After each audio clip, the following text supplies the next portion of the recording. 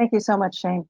I am really fascinated about the discussions that we've had this morning so far. And, when we talk about capacity versus safety, and, are those competing priorities? They're independent, if not synonymous. So how do we go forward? There were a lot of questions in there about moving, from ATM to UTM, and how do we do that? A lot of people in the industry are working those questions every single day, and I think, as we grow and learn more, then we're able to be more responsive to those questions. And I think, as we lead into this next session, I think that's going to help this discussion, how automation in aviation and air traffic management can contribute to improved safety, efficiency, and sustainability. We'll talk a little bit about the ATM-UTM integration, how to improve key performance indicators, and how COVID-19 has affected and contributed to KPIs.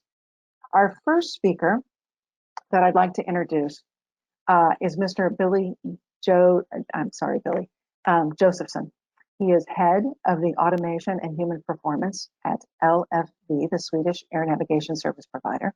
He has an ATCO background with all endorsements, civil and military, ATS, and he's a single engine flight instructor. Since 1994, he's been active in research, prototyping, evaluation, and implementation of new technology within ATM, starting with a paperless system for en route, role-based voice communication systems, and more. In 1996, he became involved in the development of the remote tower concept and is busy addressing current challenges within virtual center operations, automation for training, and the move towards higher levels of automation in general. His work is focused on the use of machine learning and artificial intelligence components to support risk and safety assessment, drive performance for maintenance, and the safe and efficient provision of airspace access to all users, including drones. So without further ado, Mr. Josephson, you have the floor. Thank you.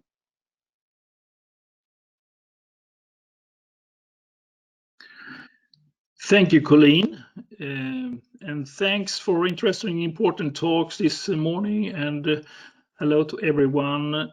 It's an honor to be part of this, and I take the position of a research and innovation function, in the past labeled by someone as relax and daydreaming, and that is not the case anymore. The pressure is heavy on us, I would say. And seen to the size of our company, 1,000 people, basically, we may have a disproportional research and innovation department, and I give you an overview of that later on. However, we are externally funded, so we are grateful to just contribute to our business and meet the expectations from aerospace users, airports, and society, and the growing recognition of us as a part of the infrastructure, which also creates special requirement on us. So after my overview, Professor Polishuk will give an overview over a few projects from our portfolio, and then we have a common quick question and feedback session. And all our work are published and available for those who are interested. Next slide, please. This is our research and innovation landscape as it looked in March 2020. You see a broad interface towards operations and future strategies, all based on the needs we picked up. Aerospace optimization, research on sensors, human performance, human machine interface, urban traffic management, urban air mobility, all hot areas. Also opportunities coming from new technology like virtual reality and so on, machine learning and AI. And we recently, last year, added cybersecurity and the space to ground projects. But what is really needed these days, the coming 2-5 years, we are in a crisis. Can we mitigate? Can we help to define the new normal? We have many projects, we have very skilled people, good research, and you'll see some of them later on. But that is the question. Next slide, please.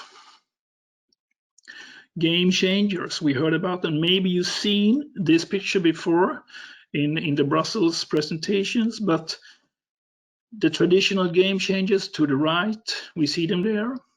We have worked with some of them. It goes slow, but we also have newcomers coming up, like requirement on cross-border operations and for operations and maintenance, and also associated legal challenges with that.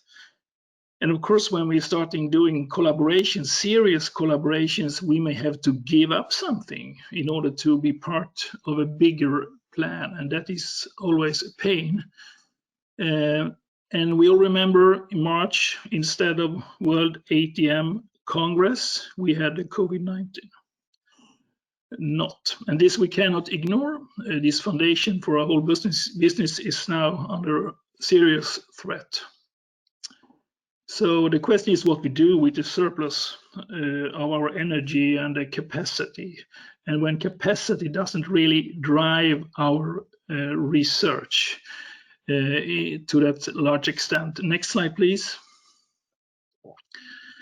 Our friends at Aegis Avia had this picture in their newsletter this year, and I really appreciate it. It's very much to the point. And it talks about risks and talks about recovery and the revenues, but I like to focus on the top 3 opportunities because I'm a positive guy.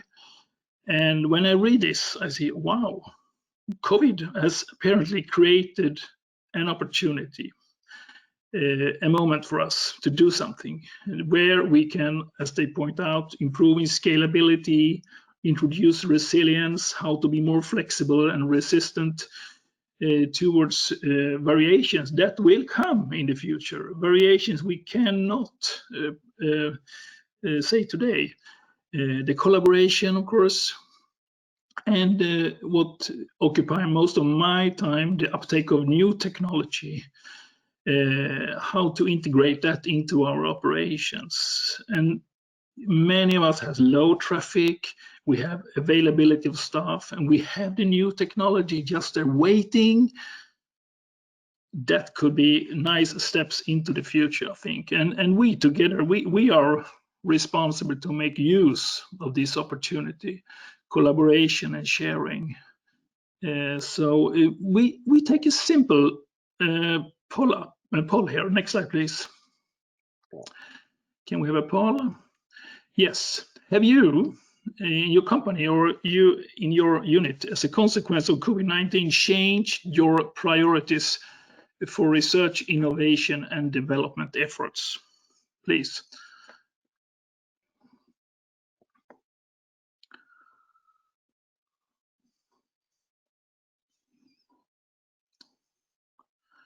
It's a 3 choice. Could be difficult. We'll see where we go with this one.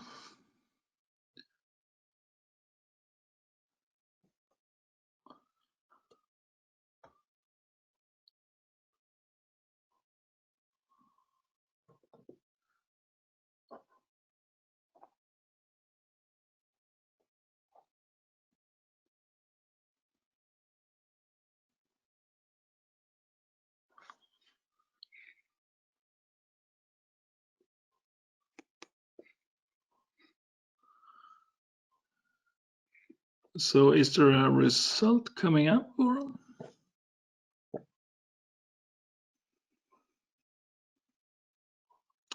Yes, we have some indication. Thank you.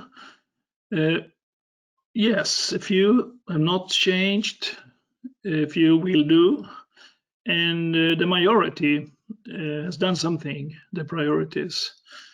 Yes, we're all taken by surprise and heavy administration, but I think this is really encouraging to see. Okay, let's move on. Next slide. Thank you for the participation. There will be one more difficult poll later on.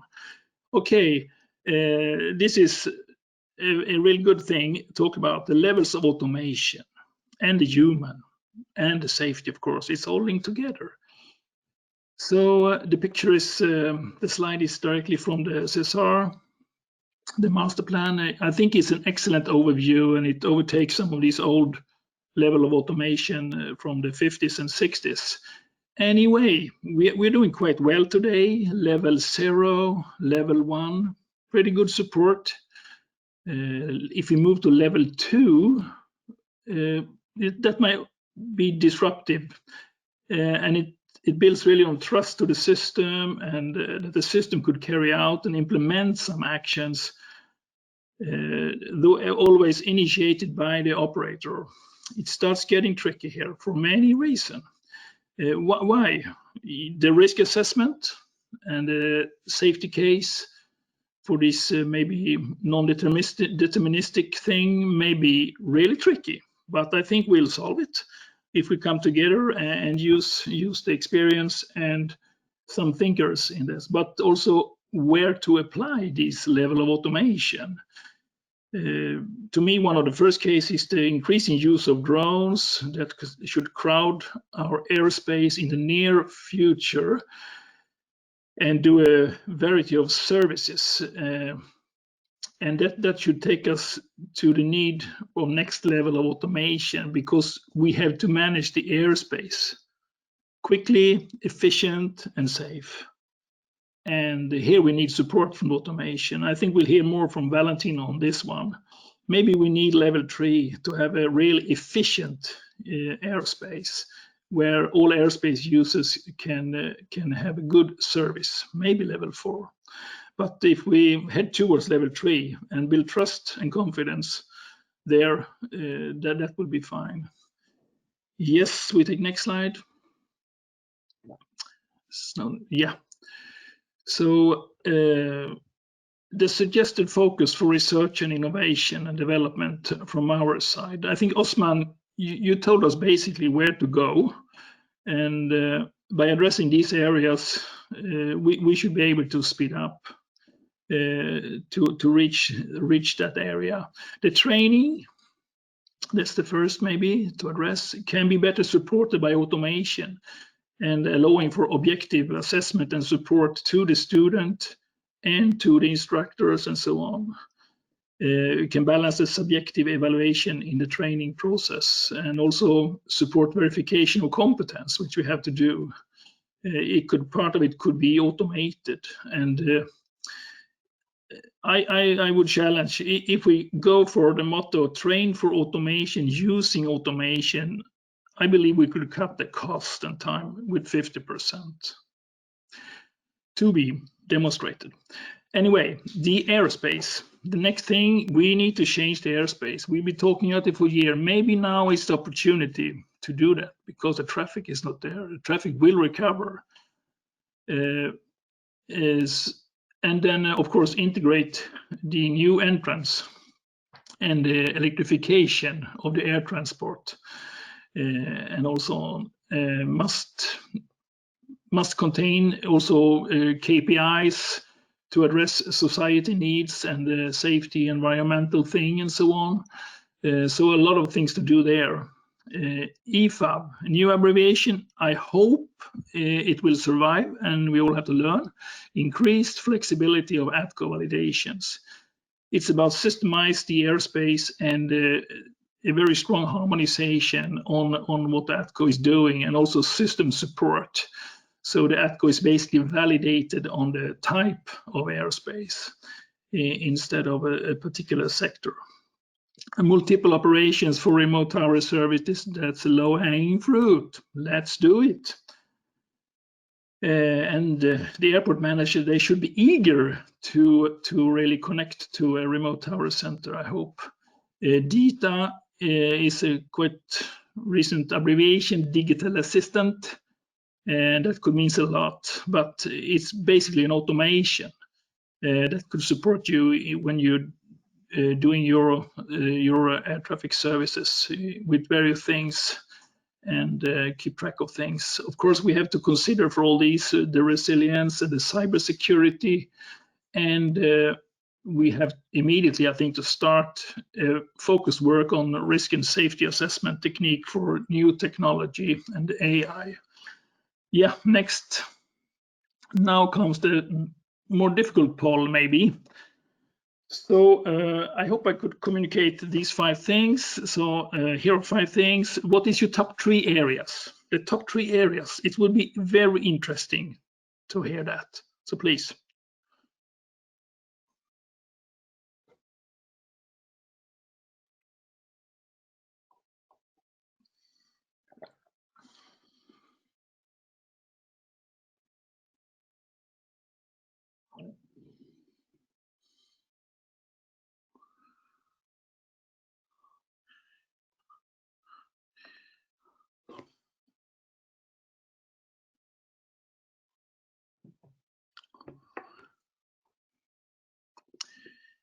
Yes, here we go.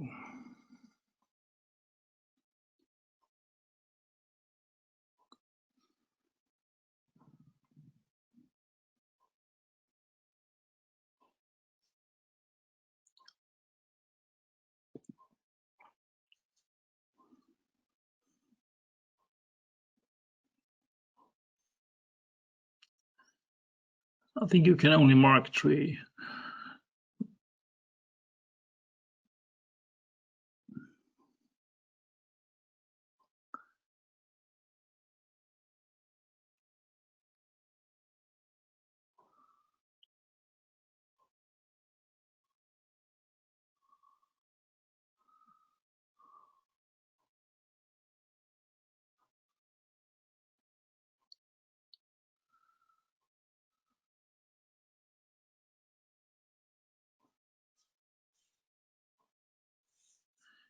Yeah, it was a bit more difficult maybe. Here we go. Automation in training, quite high scores. Aerospace optimization seems to be a priority for many of us. I agree. Increased flexibility, yes. Multiple remote hours. Digital assistant, maybe the less mature, if you're thinking of really contribution to production, but it's coming, I will see. If we do this in a year or 2. Thank you very much for your contribution. I only have a few slides left. Next slide, please.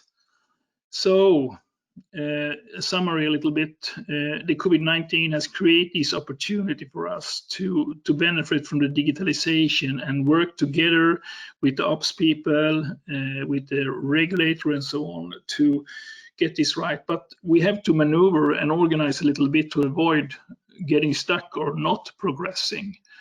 And maybe we have to collaborate with funding and so on to get the needed funding and the competences the same to make a compatible output. And we have to act fast, I think, because things are changing, the behavior of our aerospace users and so on. So we have to act fast, otherwise we can maybe overtaken by something. Not to be too conservative. We have to do the safety work anyway, and we have to work together and not thinking too much on our own business.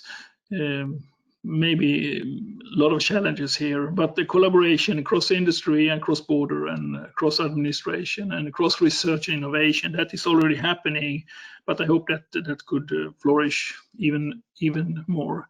So next slide, please. Yeah, maybe you met those wonderful people in the Frankfurt conference. We have now a newcomer to the left. Yeah, he's also part of the team. These I think are the future aerospace managers, digital wizards that trust in level 3 automation and use it every day already, maybe. So these are the people, there is no others. And next slide, please. So these are our part of our team, and we are currently from 9 different countries and working hard on the questions and the projects you mentioned and you will hear about. So if you're interested in collaborate or second experts like PhD student, postdocs and so on, please contact.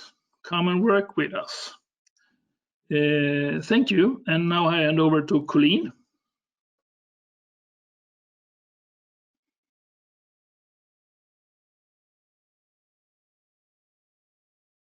Thank you, Billy. Great presentation. I think it brings up so many questions and hopefully a lot of answers too. I mean, there are so many new entrants and so many new things coming to the airspace, and so getting ahead of them with automation, I think makes a lot of sense. I'd like to introduce our next speaker, Mr. Valentin Polishuk. He was born in Kiev in 1972 and obtained his Master of Science degree and his PhD from Stony Brook University in 2002 and 2007, respectively.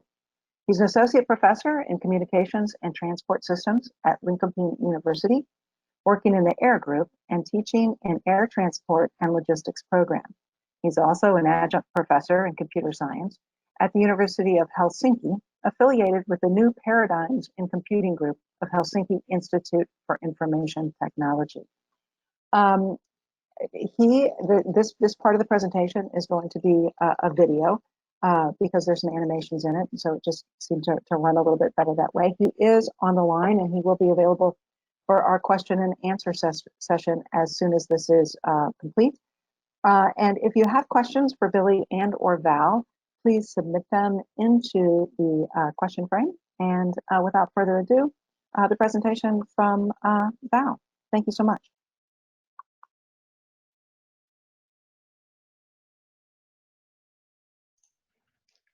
Hi, I'm Val, and I will be speaking about TMA operations, starting with drone intrusions in TMA, an incident that happens more and more often these days, unfortunately.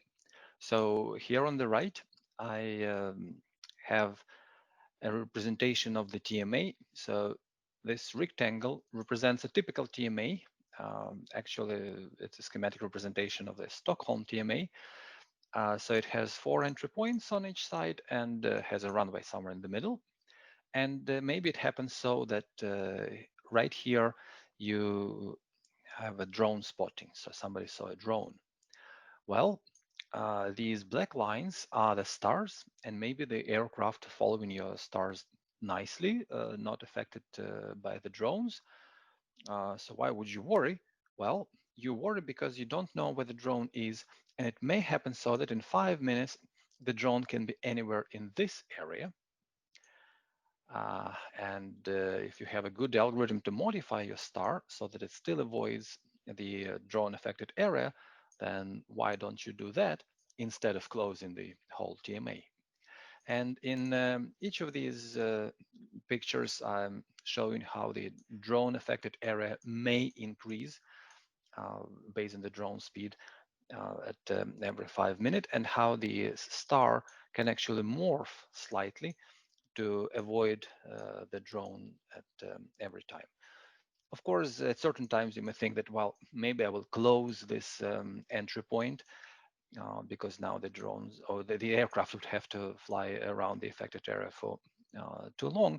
But still, maybe something like this, the morphing star, is a better fix than close the whole TMA just because you have seen a drone at some point.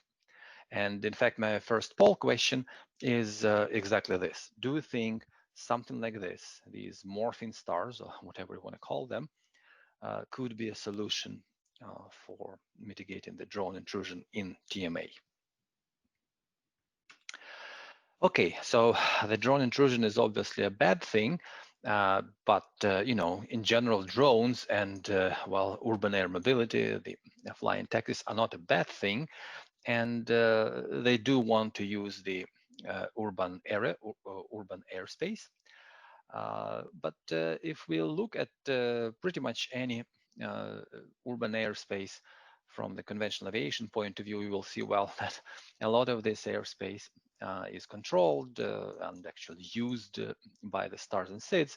So again, a quick solution is just to say, well, no drones in the urban airspace. That's probably not optimal. And what we are advocating for is to really look at what do you have as the obstacles for the drones. Well, they could be terrains and buildings. There could be procedures for the aircraft, other things. But still, maybe some airspace still remains free for UAM to fly in. And when thinking of such airspace, we want human input to decide on the different concept of operations and integration of the conventional aviation and the new entrance. And of course, we need computers to actually look at how the available airspace looks like. And here is an example of such a study that we did. So we identified quite a few possible obstacles for the drone operations and defined 4 integration concepts that I will go into some details. But in principle, any NSP can define their own concepts and do a study like this. So here are the pictures of the 4 concepts. The first one basically says, well, the UAM should just fly in the very low level airspace and nowhere else. We might also consider the full segregation when the UAM, the flying taxis, will be flying above the very low level airspace, and the aircraft will fly along their procedures, but well, they will stay separated from the drone traffic. We could also think of a better integration when essentially both the drones, the small drones, and the urban air mobility can use any airspace, well, except of the SIDS and stars. And with a very futuristic, but hopefully working idea, we could think that, the integration is so good that the drone operators and UAM operators know which procedure is actually in use, well, based on runway configuration, maybe some of the airports are just closed, and use any airspace except for the active airport procedures. So these are the 4 concepts of operations, and I will show you, well, a picture of how these how the available airspace may look like under all of the concepts.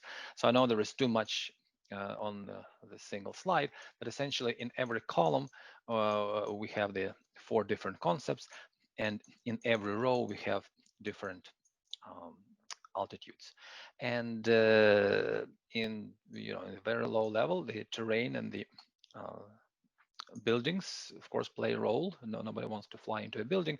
While as you go up, depending on the concept, different things take up the airspace that could be potentially used by the drones. While, of course, if the drones are not allowed to fly in the controlled airspace, then as you go up, well, the typical TMA is this wedding cake turned over. Well, that takes up more and more space, airspace.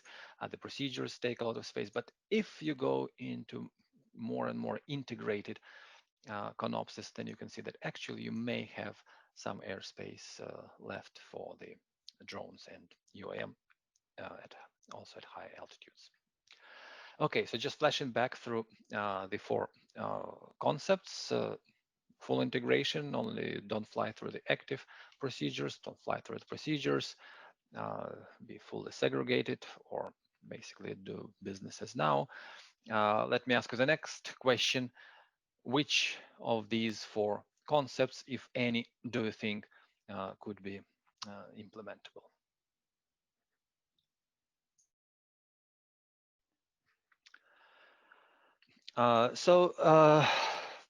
Of course, we also have to evaluate the risk. So when I was describing the concepts, I was thinking that, the aircraft that really stay within their procedures and the drones stay where they have to stay. But the life is not really black and white. What happens is that the aircraft sometimes do go out of their procedures, and we have a pretty good understanding of how often they do it.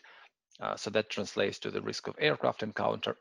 So here on the top right, I'm showing the actual trajectories, and probably you can recognize that some of the aircraft were vectored.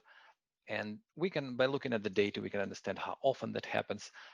Still, to evaluate the risk for the urban air mobility from the vector, we have to ask the air traffic controllers and see how this vectoring was done. Was it a stressful thing? Then, well, the controller requested to turn immediately because a conflict may happen. And if the controller also has to take care of urban drone taxi during that time, then well, the risk is high. Otherwise, if the vectoring is more relaxed, then maybe the risk is lower. Surprise, surprise, the aircraft actually do not always stay within the controlled airspace. They do violate the boundaries. And good ANSPs, I know with good the ANSPs with good safety culture, they do the studies trying to understand how often that happens, and we can translate it into the again air risks. And of course, the conflicts in very low level airspace that just completely separate work in the UTM. Okay, so let's forget about the drones and consider just the regular operations for the conventional aviation. A recent thing that came in and had a lot of promise in terms of being environmentally friendly and good otherwise is the concept of continuous descent operation. So instead of the stepwise approach, you know, the aircraft really just slides. So I like to think about it as a slide with idle thrust, no speed brakes. Really good thing, but turns out it may decrease capacity and may be hard for the controllers. And I would like to see why that is so and mitigate the problems. And before we start, let's see how hard is CDO star design. So let's say you have, you know, a single entry point, single runway, everything is good, you have a really good aircraft, it's the one and only aircraft. The question is, how many CDO trajectories do there exist for the aircraft to land from this entry point onto this runway? And well, this time it wasn't really a poll, it was a quiz. I knew the correct answer. The correct answer is the infinite number of trajectories. So indeed, if you give the aircraft distance to go, then there are many, many different ways for using these track miles and wiggling around and landing on the runway. And of course, the distance to go can also be different, and the aircraft can execute quite a few, essentially infinite number of CDO trajectories. Well, that's from one entry point. Same thing goes for the second entry point, the third entry point, and the fourth entry point. So altogether, you have this, you know, 4 times infinite, the number of the trajectories, and you have to pick one, one ground track, if we are talking about the star, per entry, so that they, you know, merge smoothly and nicely, and there is a good separation between merge points, and so on and so forth. Well, it is a challenge, but this is possible to do. I mean, the procedures are being designed, and well, you can draw things like this. The real challenge comes in if you want to actually use this star to serve the demand. So you, at every entry point, you have these aircraft arriving at, well, essentially irregular intervals, or maybe even regular intervals, and each of them should just follow the corresponding path to the runway, no vectoring, you know, really just sliding through. And well, of course, you can do this. You can say, well, you know, these guys, you just go into a hold. I will just route the aircraft from the south, and then maybe an aircraft from the west and north, and so on. But you probably don't want to move the aircraft into the holding pattern for too long. You really want to slide them through these stars as they arrive. And we actually can do it. Turns out we can do it, except we cannot use a single star for the full hour. So we were doing experiments for a single hour when we more or less knew when the aircraft would arrive. We have to use 2 merged trees. And here's the little animation which shows how we did that. So the aircraft arrive within the first half an hour. 10 aircraft go along this arrival tree. And when the second half an hour comes in, another tree becomes the star. Well, the aircraft that are still in the air finish landing, but the new aircraft, and there are 7 of them, they use the second tree. So with using these 2 trees, we were able to put in 17 arrivals, all on CDO trajectories. That's considered medium density traffic. So yes, CDOs do reduce the capacity. And while we compare the trajectories to the CDO trajectories to the actual trajectories of these aircraft that they flew in reality, well, you can see the vector and in fact, we have a separate project when we are talking to the to LFV and asking, well, why did you have to vector? Why your trajectories are not so optimal? But that's a separate story. Let's continue with CDO. We haven't solved all the problems. We haven't solved the capacity problem. So again, here is our concept for the trajectories. We're choosing one trajectory per entry point. Of course, we are doing it with the computer uh, because that may be too complicated a task for a human controller. So we can go one step further. So I was talking about, yes, we can delay the entry of the aircraft to the TMA, but by how much should we delay it in order to land all the aircraft with CDO trajectories? Of course, we can tell, one aircraft per hour, and it goes along CDO trajectory. But turns out that if you allow to change the entry by plus or minus 5 minutes, you can get as many as 30 aircraft flying by CDO. And well, for Stockholm Arlanda, that's a high traffic scenario. And yeah, so actually we don't have to deviate the entry time by too much. And now I'm going into final part of my talks, talking about KPIs. Well, one KPI is that with our trajectories, aircraft spend less time in the TMA. Here are the actual ones, here are our trajectories. And here how they look. The blue ones are the CDOs, surprise, surprise, and the orange ones are the actual trajectories. And here on the right, I'm showing the fuel burned. You can see that, well, the actual trajectories burn more fuel than they would have burned if they followed the CDOs. Okay, so the last topic is KPIs. And one quick note that I want to make is that it's quite normal to set the development goals with respect to the forecasted traffic, right? In the future, in 5 or 10 or whatever years, you want to, increase capacity, keep the same safety, decrease fuel burn or environmental effect, and so on. So you're setting these goals, and then guess what? The future is different from your forecast. So some of the KPIs, they just attained for free and much better than what you said, and some targets, they just become infeasible to reach. This was a serious issue when the European Court of Auditors was evaluating Cesar. So what we will wanted to look at is to see how with the decrease of the traffic this year impacted the KPIs at Arlanda. And here are the few results. Well, this is the number of arrivals. So the red is 2020. You see that the number of arrivals, well, got down in March, May. The average time in TMA did go down, yes. So the congestion is smaller, so they probably spend less time in TMA. So this average time flown level is more or less how far from CDOs the trajectories were. Well, I don't know. You tell me whether the red is lower than blue or not, but at least not consistently. So here how the trajectories look like. Again, the red are the actual, and of course the red are the CDOs, and the black are the actual trajectories. So we looked at 2 days with 16 and 23 aircraft over the whole day.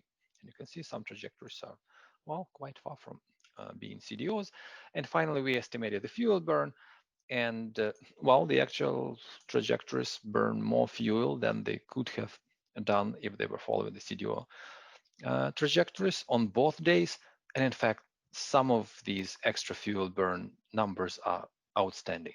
So for this one, we really went down and took the flights and looked what happened.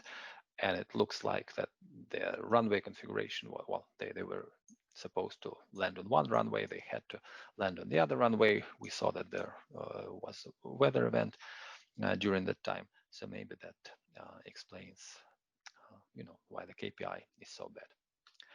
Okay, so this is the summary what we talked about, and I want to finish with the slide where I mentioned the work on which it is based, and thank our collaborators, and also thank you for your attention.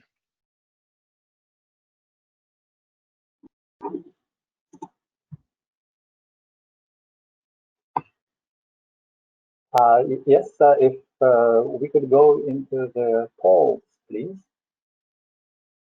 Right, so this is, I had three polls during the presentation, but in the video mode, we couldn't really go between the polls and the presentation. So now the polls are at the end, and I'm bringing back the three slides on which the poll questions are there, and also there is some supporting information.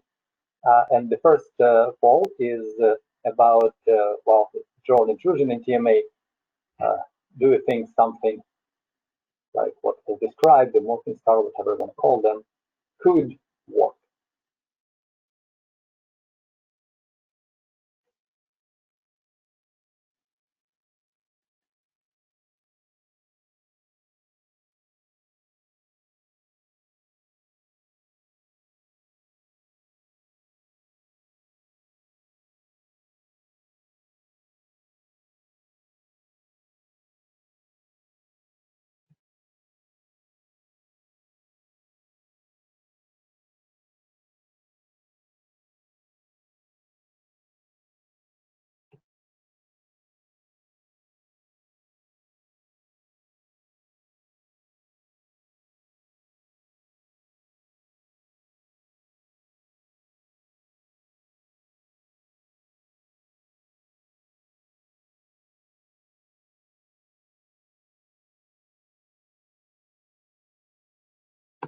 Thank you.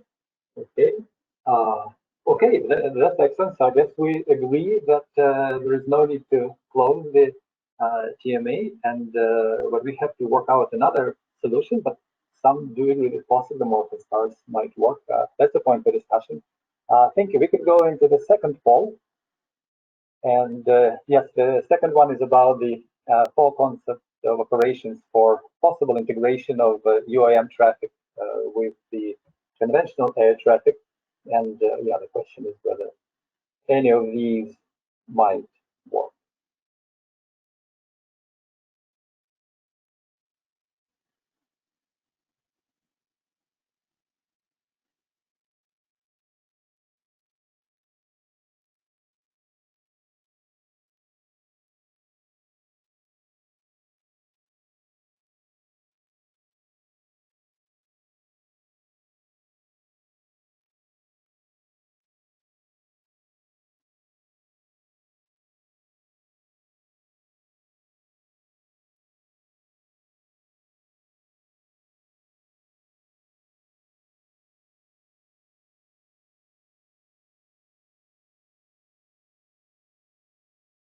And I'm sorry for not having a picture of these things.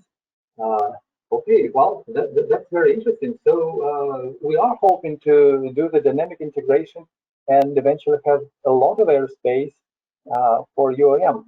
That's really good to know. We can go to the last question.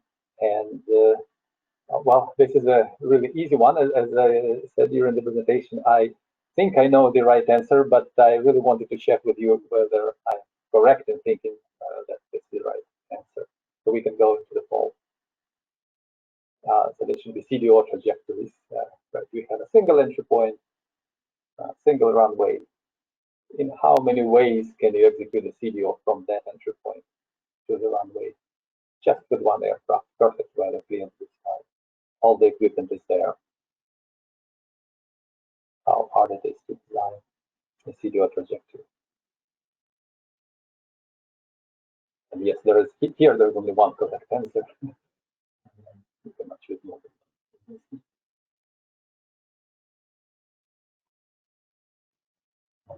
Okay, well, I guess we have an infinitely correct answer. Indeed, there are lots and lots of possible trajectories, essentially infinitely many, and that's what makes the CDO design so complicated. So thank you very much for the polls, and I guess we're ready to continue. What the question and answers?